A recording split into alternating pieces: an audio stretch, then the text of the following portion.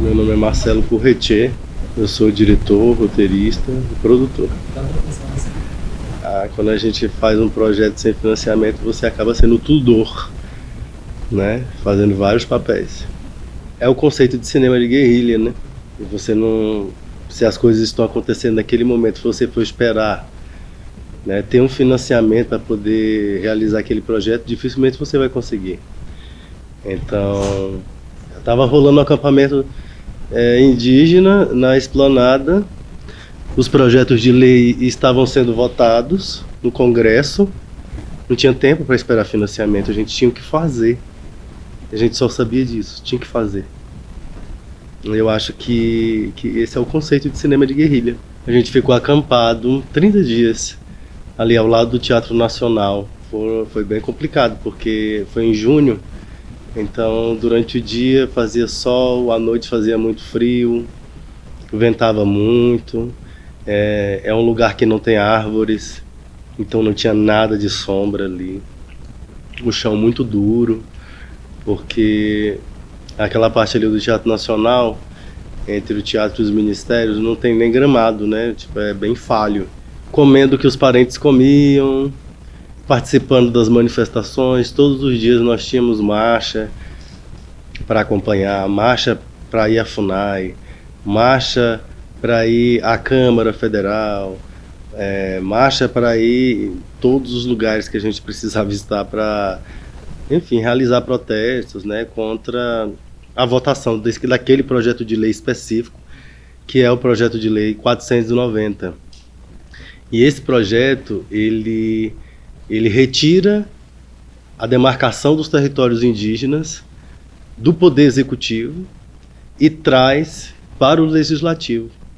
Então, abrindo aí uma brecha na Constituição, porque essa é uma manobra inconstitucional, para impedir os processos de demarcação dos territórios indígenas e revogar, inclusive, as demarcações já homologadas. Então, inclusive chegou a ser aprovado, né, na Câmara e continua tramitando no Congresso. Eu acho que a gente precisa entender mais sobre o processo político. Brasília é uma cidade que tem duas vertentes políticas, a vertente federal, nacional e a vertente local, distrital. E dificilmente a gente se antena nessas duas realidades. E como tudo que diz respeito às questões indígenas é tratado pelo governo federal, pela Polícia Federal, pela Justiça Federal, né? É tudo no âmbito federal. Então é aqui em Brasília que a gente vai resolver essas coisas. Mostrar para os parentes que não dá mais para ficar só na aldeia respondendo bala de revólver, de rifle, de fuzil, com arco e flecha, com burduna. A gente tem que cada vez mais ocupar esses espaços de poder, como a política, o judiciário, a educação, o cinema. Então é um processo de demarcação, não só dos nossos territórios tradicionais, mas também de todos os espaços de poder, dos espaços de decisão. Porque nós estamos aqui e fazemos parte disso também, nesse processo de construção de políticas públicas, né? Trazer as nossas demandas para que elas possam efetivamente ser atendidas. E para isso a gente precisa participar dessas construções juntos. Não adianta só demandar da aldeia, a gente tem que vir aqui participar. Não é à toa que agora a gente conseguiu eleger 2 deputadas federais, né? Aliás, 3, que tem também a Juliana Cardoso, do PT, a Sônia Guajajara, pelo PSOL, e a Célia Chacriabá, em Minas Gerais. Então, são mulheres muito aguerridas, né, dentro do movimento indígena, e que vêm abrindo esse espaço, vêm pavimentando essas vias, para que as próximas gerações possam cada vez mais ocupar esses espaços. E como é que você chegou no cinema? Cara, eu fiz jornalismo aqui no IESB. E em 2019 eu me formei. E eu estava, na verdade, sem saber o que fazer. Projeto de TCC. Aí eu tive acesso a um dado histórico, qual seja um dado do livro Viagem ao Norte do Brasil, escrito pelo padre francês Yves Davros, em 1614, quando caravelas francesas chegaram no litoral, onde hoje é conhecido como Maranhão. E você sabe que a gente tem 500 anos de Brasil e 300 anos de história desse país é contado pelos padres, né, pela igreja. Então ele chegou lá no litoral do Maranhão, encontrou entre os Tupinambá, que era o povo que vivia naquele lugar, naquela época, a fluidez, né, a fluidez de gênero, a fluidez de sexo, essas identidades fluidas, né, que para os dogmas cristãos, aquilo obviamente não era permitido, né? Então esse mesmo padre relata que ele mandou pegar um tibira. Tibira na língua tupi-guarani significa homossexual. E ele mandou amarrar esse parente tibira à boca de um canhão e apontou esse canhão para o mar. O corpo desse parente foi partido ao meio, uma parte do corpo dele foi ao mar e a outra parte caiu aos pés do canhão. Então esse é considerado o primeiro caso de LGBTfobia que nós temos notícia no Brasil. Foi cometido pela igreja contra um indígena. Então, trocando em miúdos, isso quer dizer o quê? Que o preconceito foi instaurado nesse país pela igreja, que trouxe noção de pecado, que trouxe noção de culpa, de sofrimento e todas essas outras coisas que a gente já sabe e que influenciaram de morte, né, feriram de morte as culturas originárias que já viviam aqui. A partir do conhecimento desse dado histórico, né, me deu essa inquietação, por estar nesse lugar também, por ser indígena, por ser uma pessoa LGBT. Eu digo que sou uma pessoa LGBT, mas para articulação política mesmo, porque nós temos, enquanto povos originários, as nossas próprias referências de diversidade, seja sexual, de gênero. Então, a bem da verdade, até esse termo LGBTQIAP+, ele é colonizado. Porque, querendo ou não, a gente acaba tendo que se encaixar em uma dessas categorias, não é? E eu não posso ser todas essas letras, e até mais. Entende? Então, a partir dessa inquietação, eu fiz um documentário, que foi meu TCC de jornalismo, chama Terra Sem Pecado. Ele está disponível no YouTube, é um documentário curta-metragem de 20 minutos, onde 3 indígenas gays, entre aspas, compartilham suas vivências, suas histórias, tanto dentro da aldeia quanto fora, quando eles vêm para cá, para Brasília, estudar, né, e encontram essa sociedade violentamente preconceituosa. E o que é o Levante pela Terra? O Levante pela Terra, esse foi meu TCC, né? O Levante pela Terra é um projeto que surgiu de um momento, não foi uma coisa planejada. Estava acontecendo um acampamento e eu estava lá junto com os guerreiros, junto com as guerreiras, estávamos juntos. E é usar o seu conhecimento profissional como ferramenta de luta dentro do movimento indígena. E eu, enquanto jornalista, e também com conhecimento de cinema, porque ao passo que eu fazia jornalismo nos dias de semana aqui no IESB, eu fazia, durante os finais de semana, cinema, na Escola de Cinema Social Cine Brasa. Foi, na verdade, utilizar os conhecimentos que nós temos como ferramenta de luta nesse momento. A gente precisava mostrar aquilo para o mundo, né, o que estava acontecendo. Porque se a gente deixasse só as TVs mais conceituais, as TVs abertas, que a gente já está cansado de saber, a gente sabe que eles não iam dar a abordagem como realmente nós precisávamos que fosse dada, aquela ênfase. Iam falar, mas iam falar superficialmente, como sempre fazem. Estava acontecendo a votação do PL 490, vieram caravanas de guerreiros e guerreiras de todos os lugares do país, e eu já morava aqui em Brasília, então não foi difícil para mim estar junto, né? E foi só me disponibilizar mesmo para a luta. O Levante pela Terra, ele vem de uma disponibilização para a luta, uma disposição, se colocar à disposição para a luta, né? Utilizar os conhecimentos de comunicação para contribuir com o movimento indígena. E como é que foi formar a equipe para esse projeto? Eu falei assim, gente, vamos fazer um documentário. Quem topa? Então tinha muitos comunicadores ali naquele momento, fotógrafos, pessoas fazendo vídeo. É sempre muito bom, né? As pessoas querem fazer fotos, porque visualmente falando, indígenas pintados, com aqueles cocás coloridos, isso chama muita atenção, né? Então, não tardou muito para formar a equipe, né? As pessoas estavam ali interessadas também no papel de aliados, porque na equipe do Levante pela Terra só tem eu e Scott Guarani de indígenas. O restante são todos de pessoas não indígenas, mas que se colocam no papel de aliados, né, desse movimento, também se colocando à disposição da luta. E foi assim que eu formei minha equipe. Mesmo no voluntariado, as pessoas levando bomba de gás na cara, spray de pimenta, com a tropa de choque, né? Porque de todos os movimentos sociais que eu já participei aqui em Brasília, esse foi o mais violento que eu já presenciei. Como é que é gravar, né, nessa tanta violência? Na hora eu fiquei inebriado, né? Porque eu tinha um compromisso ali a cumprir, não tinha muito tempo a pensar. Eu lembro que o diretor de fotografia do Levante, o João, falava que parecia que eu estava desfilando no meio da guerra e que aquilo pareceu para ele muito dicotômico, né? Que parecia que eu estava flutuando assim no meio da guerra, né?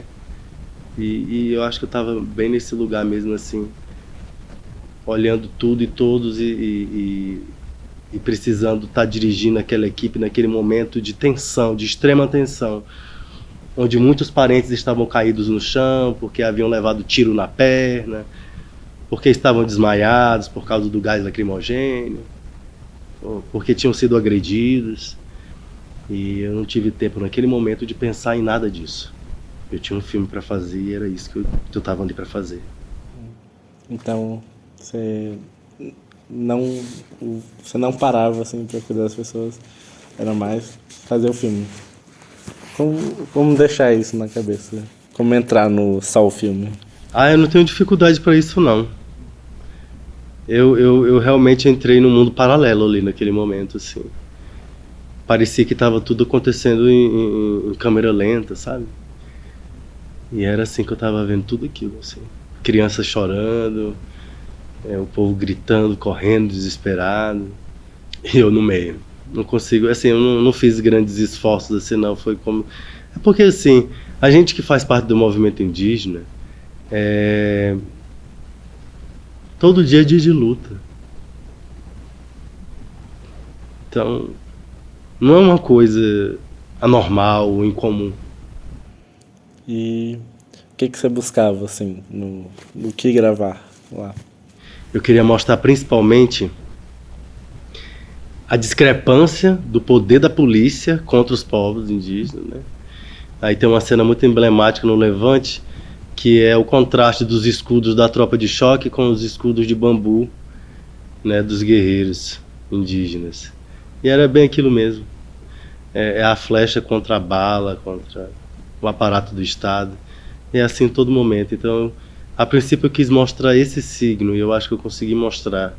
E o outro foi mostrar a resistência a partir das nossas ancestralidades, das nossas culturas, que a todo momento ali da luta, do movimento, nós temos os nossos guardiões da ancestralidade, que estão ali invocando os nossos ancestrais, para estarem ali lutando junto conosco. Esse ar espiritual, né, que pairou durante todo o tempo no filme também, eu quis mostrar. E eu acredito que, de certa forma, a gente conseguiu fazer isso. Vocês conseguiram muitas imagens dentro da câmara. Como é que é para pegar essas imagens de arquivo? Aquilo ali, dentro da câmara, foi da própria TV Câmara, né? Isso, a gente abriu a sessão, gravamos o vídeo, que fica público, né? É uma TV pública. Então, não precisamos necessariamente gravar a deputada Joênia Wapichana ou a deputada Bia Kicis naquele momento em que estava acontecendo a votação, né?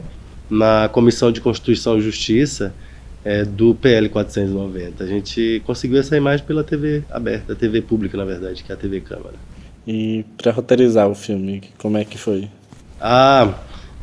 Cara, não teve muito tratamento esse roteiro não, porque as coisas estavam acontecendo a todo momento. Havia um roteiro? Havia, mas eu não segui o roteiro. Porque as coisas estavam acontecendo o tempo todo. Não dava pra gente se pautar especificamente pelo roteiro. Eu acho que, inclusive, muito do que foi colocado no roteiro a gente acabou não seguindo. Porque na hora as coisas estão acontecendo e você tem que agir rápido, tem que pensar rápido. Não dá pra seguir o roteiro especificamente. O cinema de guerrilha traz esse desafio pra gente. Não tem uma calmaria pra gravar. Não tem uma quietude, uma organização. A gente grava no caos mesmo. E eu acho que o caos, inclusive, é esse tempero poético para um cinema de guerrilha, sabe? Se a gente consegue minimamente retratar o caos, eu acho que esse papel, então, a gente conseguiu cumprir também. Qual a cena assim que você achou que o tempero bateu mais forte? Ah, a cena que bateu muito forte foi quando as bombas estavam sendo lançadas pelos policiais e os sacerdotes e as sacerdotisas, né? Os pajés e as pajés estavam realizando os rituais, sabe? Isso foi muito forte. Muito forte. Vocês falam muito de trazer mulheres para a política, né, no filme. Como é que você traria pessoas indígenas para o audiovisual? Eu acho que cada vez mais a gente vai estar chegando nesses lugares. Com o cinema não vai ser diferente, com o audiovisual não vai ser diferente.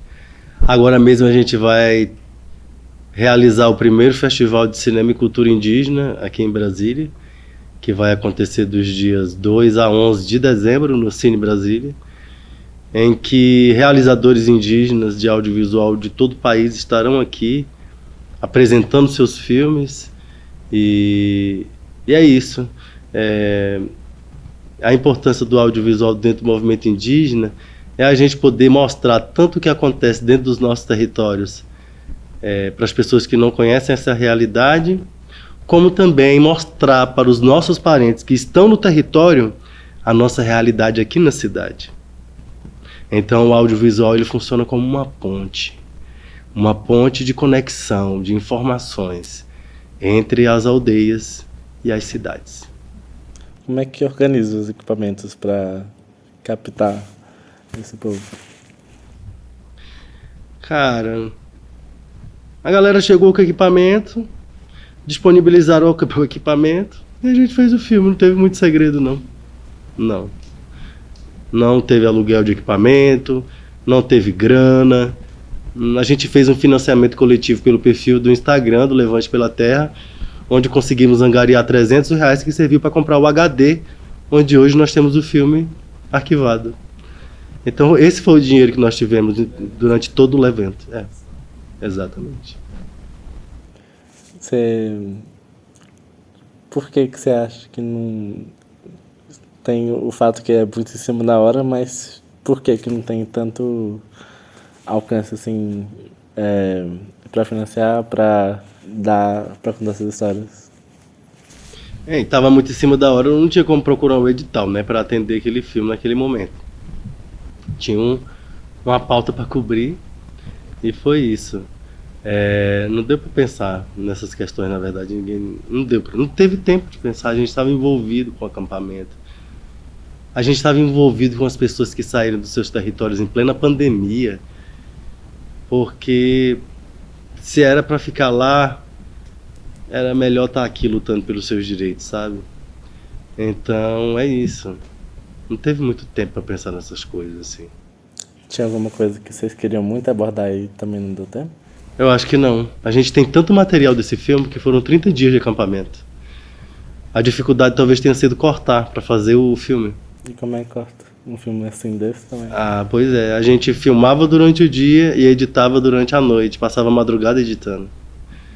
E assim, 30 dias depois, assim, antes de 30 dias a gente já conseguiu fazer o filme. Foi rápido assim, porque vocês estavam pensando em inscrição em festival? Não, é porque a gente queria mostrar para eles se verem. É importante as pessoas se verem. E a gente queria mostrar eles na guerra, eles lutando. Para mostrar, olha, tem sentido isso aqui. A gente está no caminho certo. Para fortalecer também o espírito dos guerreiros, né? 30 dias de acampamento não é fácil. Então, eles se verem na tela, como a gente preparou uma prévia, inclusive, do filme, antes de mesmo ficar pronto, justamente para estimulá-los, né? Para fortalecê-los. Chegou a mostrar no próprio acampamento? Exatamente para isso que a gente acelerou o processo de edição, para mostrar no acampamento. E a estreia desse filme a gente mostrou esse recorte, né? Durante o Levante pela Terra ainda. Então a gente estava fazendo o filme, mas já estava com o recorte pronto para mostrar para eles. E viemos a estrear esse filme mesmo já pronto em abril desse ano, no acampamento Terra Livre. Foi a primeira vez que ele foi exibido já pronto. E como é que foi a reação do povo? Foi muito positivo. Muito positivo, né? Porque dá sentido, né? Dá sentido para a luta, dá sentido para as coisas. É um filme em que as mulheres falam, os mais velhos falam, as crianças falam, suas perspectivas para o futuro, né? Porque os povos indígenas, eles são os que já foram e são também os que ainda estão por vir. Então a gente está sempre nesse movimento de reverenciar a ancestralidade e de esperançar nas nossas crianças, né? Que são o futuro do movimento. Então é um filme que tem espaço para a fala de todas as pessoas, assim, os jovens, as mulheres, todos os guerreiros. Tem uma cena que mais emocionou? Das crianças. As crianças, elas têm o poder de tocar a gente, né? Com pureza, com força, a força da inocência pega a gente assim mesmo, porque as crianças não têm compromisso com a hipocrisia social, né? Elas falam o que elas sentem, elas falam o que elas pensam. Então, a gente vê ali as crianças tendo a consciência de que, mesmo sendo crianças, elas são fundamentais na luta, na guerra, porque elas já nasceram nessa guerra, assim como os nossos pais já nasceram em guerra, como os nossos avós já nasceram em guerra. E essa consciência é passada para essas novas gerações que agora entendem a necessidade de sair da aldeia, vir para a cidade, estudar, adquirir conhecimento e levar o retorno para a comunidade no momento mais oportuno. Então, ver essa consciência das crianças, elas projetando sonhos, uma dizendo que quer ser médica, a outra dizendo que quer ser advogada, a que diz que quer ser médica porque ela quer ser parteira, porque ela sabe que quando as mulheres indígenas vão ganhar bebê, as mulheres indígenas são muito maltratadas. Então ela está falando de quê? Ela está falando de violência obstétrica, né, a partir de um lugar racista. E quando a outra diz que quer ser advogada para defender todos os indígenas, que ela sabe a necessidade que a gente tem de chegar no judiciário, de chegar nessa esfera da justiça. E quando o outro diz que quer ser bombeiro porque precisa apagar os incêndios da floresta, ele entende a necessidade de cuidar da natureza. Então, isso não tem preço. O que me marcou muito foi da dentista. A dentista, né, também fala que vai cuidar dos parentes que sentem dor nos dentes, né? Então são essas coisas que motivam a gente, assim, é por isso que eu faço cinema. É para isso que deu certo. Independente de ter ganhado prêmio no Festival de Cinema de Brasília, eu acho que esse documentário ele cumpre um papel social, sabe? De fomentar o debate mesmo. E como é que foi a reação lá no Cine Brasília? Na verdade, eu não esperava, né? Eu só de estar lá já estava muito feliz, né? De ter sido um dos 8 curtos selecionados, assim, já estava muito feliz. E na hora que a gente recebe a notícia, né, de que é um filme que foi premiado, é indescritível, na real. Fiquei muito feliz mesmo, fiquei nervoso ao mesmo tempo, mas mais feliz ainda por saber que esse filme, a partir do festival, pode alcançar outros lugares, sabe? Porque a gente precisa chegar com essas pautas em muitos lugares, sabe?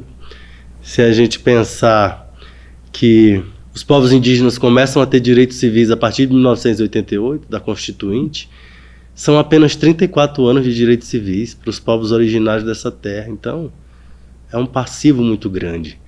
É uma conta colonial que jamais vai ser acertada.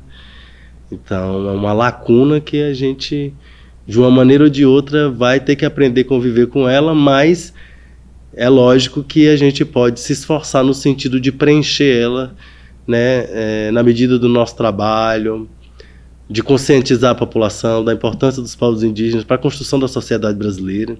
Qual é a sociedade, afinal, que nós queremos? A gente fala tanto de inclusão, tanto de diversidade, e onde entra os povos indígenas dentro dessas discussões? Você já tem um plano de distribuição do filme? ele vai continuar indo para festivais? Eu acredito que esse ano de 2023 agora a gente consiga ainda, né?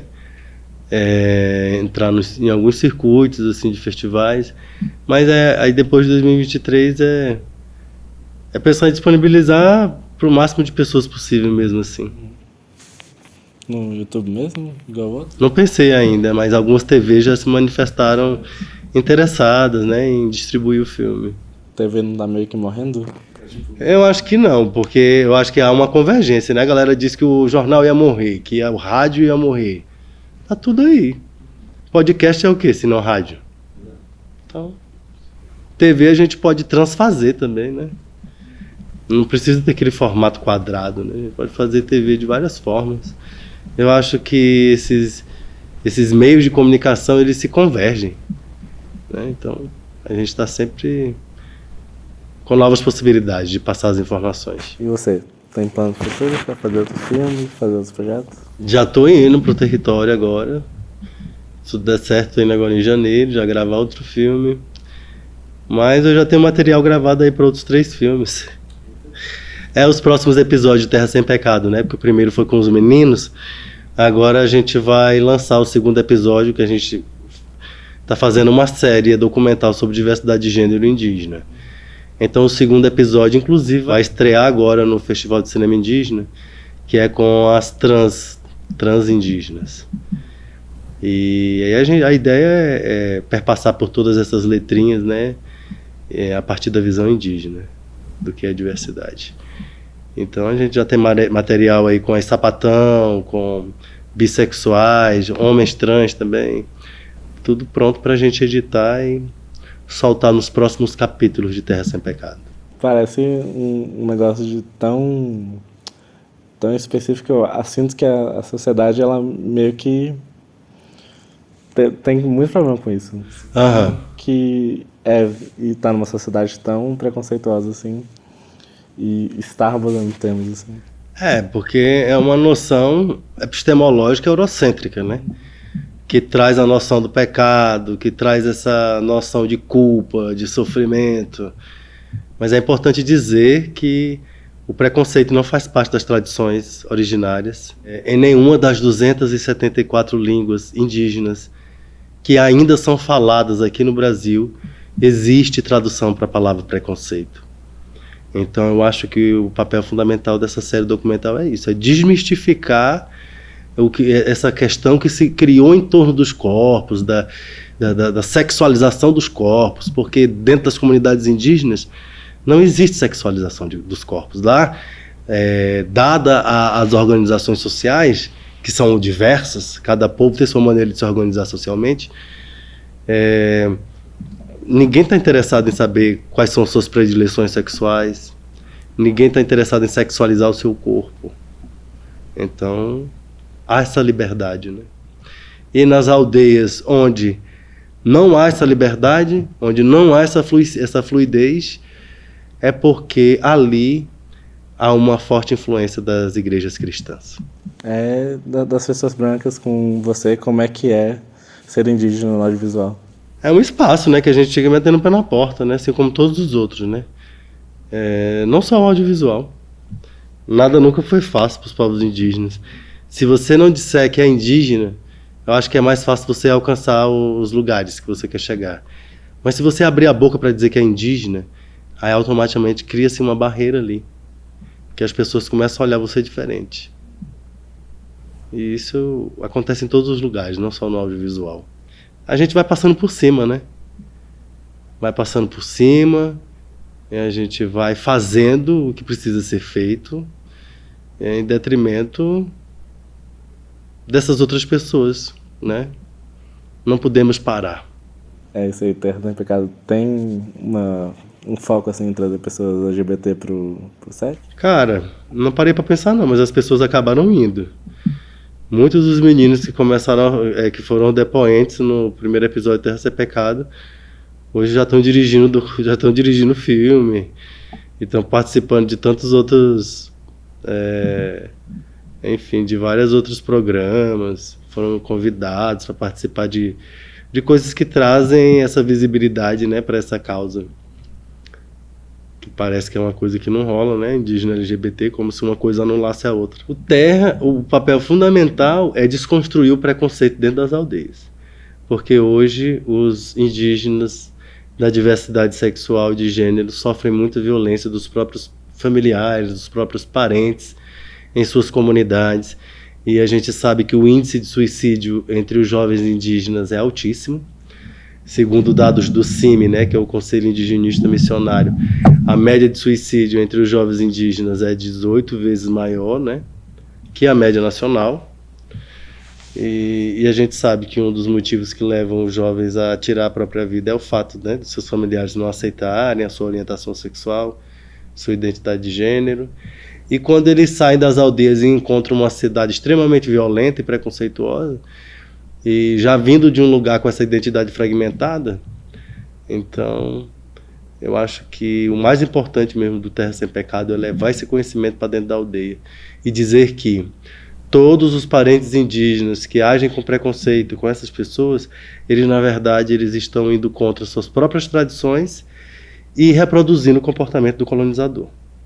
Este é o papel fundamental. E o do Levante? E do Levante é mostrar para os parentes, né, a importância da união, da luta, da força, e dizer que nós vamos continuar lutando, porque essa luta ela vem desde 1500 e essa guerra nunca acabou. Então é dizer que estamos aqui, que estamos vivos, é dizer que aqui é território ancestral, que aqui é território indígena, todo o Brasil é território indígena. Então quando o filme invoca essa frase, levante pela terra, é por todo mundo. Os indígenas não fazem esse movimento só pelos povos indígenas. Os povos indígenas são 5% da população mundial, mas, ao mesmo tempo, preservam quase 90% da biodiversidade do planeta. Então não adianta falar em preservar a natureza, preservar a floresta amazônica, preservar os rios, as nascentes, sem preservar a vida das pessoas que estão ali, que sempre esteve ali. Sabe? Cuidando para que as coisas funcionassem bem. Últimas duas perguntas, que é cineasta favorito de Brasília e filme favorito da vida. Um cineasta de Brasília? Cara, eu vou ser muito sincero com você. Eu chego nesse ambiente do cinema muito agora, então eu conheço alguns cineastas aqui, conheço. Gabriela Daldegan, João Vasconcelos, que são os diretores do filme Tempo de Derruba, que inclusive eles foram premiados no Festival de Brasília do ano passado, quando eles fizeram aquele documentário sobre a ocupação no CCBB. Tem o Marcelo Pratiano, que é um documentarista que muito se inspira no Vladimir Carvalho, que é outro documentarista aqui de Brasília, histórico da UNB e que eu gosto muito também. Gosto mais de documentário. Eu gosto mais desse gênero. Jornalista. Jornalismo não me coube. E filme favorito da vida? Filme favorito da vida? Terra Sem Pecado. Já prevêem algum desafio muito grande fazer longa? Não prevejo porque ainda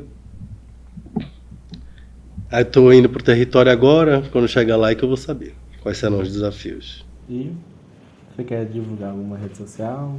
Minha rede social não sei, meu nome as pessoas geralmente não conseguem pronunciar. @Currexe, CUHEXE, Craô. É o meu Instagram. Tem o @Terra Sem Pecado e tem o @doc.levante pela terra.